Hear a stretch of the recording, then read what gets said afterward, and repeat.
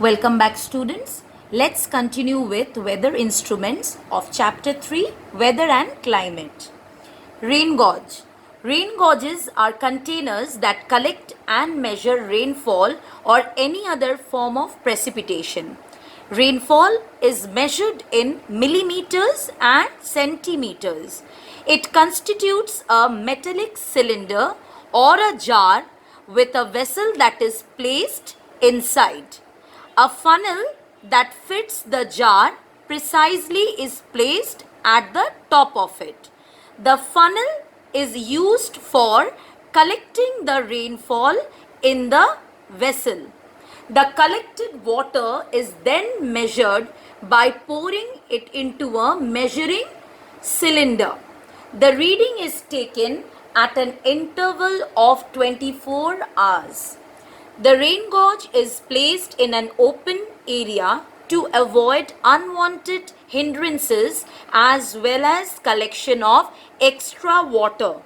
Only 30 centimeter of the apparatus is above the ground and the rest of it is beneath the earth. This helps in preventing splashing as well as evaporation of the water that is already collected. Snow and hail are also collected using a rain gauge, but they require to be melted before measuring. Now the last instrument is anemometer. Wind speed is measured using an anemometer.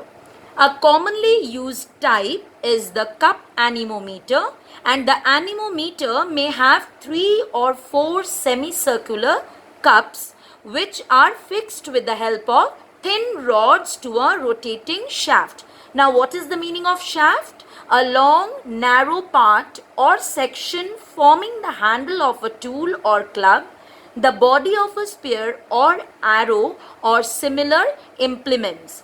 When the wind blows, it causes the cups to spin around, which then makes the shaft turn.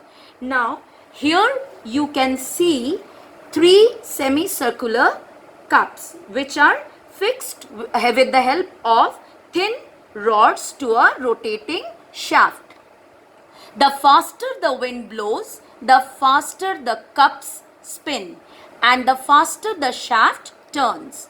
A device connected to the base of the shaft records the number of spins and gives the wind speed in miles or kilometers per hour. Next is isoheight and isotherm. Isoheight can be defined as a line which joins points of equal rainfall on a map in a given period. A map with isoheights is called an isoheital map. Next one is isotherm. It is an imaginary line that connects the two areas of the same temperature. Isotherms are used to make temperature maps. Where temperature changes along one direction, a temperature gradient exists. Where isotherms close in a tight circle, a center exists. Now, next topic is human impact on climate and weather. Human activities like agriculture and industry result in inadvertent weather modifications.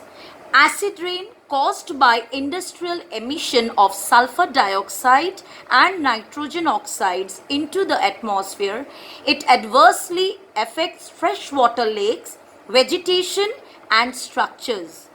There are certain pollutants reduce air quality and visibility.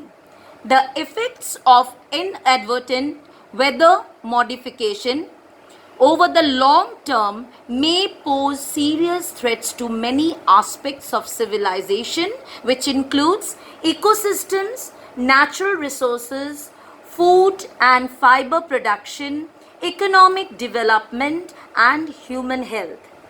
Climate change caused by human activities that emit greenhouse gases into the air is also expected to affect the frequency of extreme weather events like drought, extreme temperatures, flooding, high winds, global warming, and severe storms. With this, I come to the end of this chapter. Thank you.